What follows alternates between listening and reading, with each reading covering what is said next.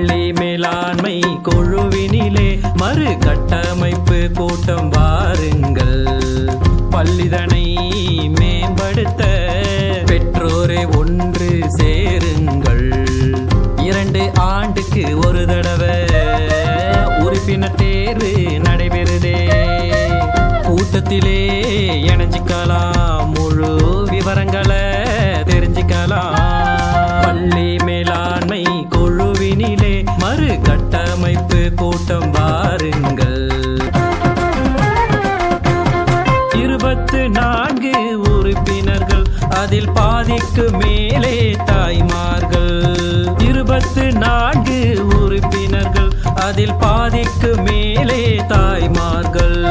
பெண்ணே குழுவின் தலைவரன்றோ, அது பெருமையான தகவலன்றோ. பெண்ணே குழுவின் தலைவரன்றோ, அது பெருமையான தகவலன்றோ.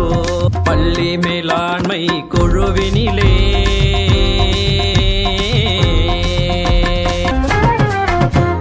மாற்றுத்திறனாளி மாணவரின் தாய்தானே இங்கு துணை தலைவர். மற்ற யாவரும் உறுப்பினர்கள், அதில் கல்வியாளரும் தன்னார்வலரும் முன்னாள் மாணவரும்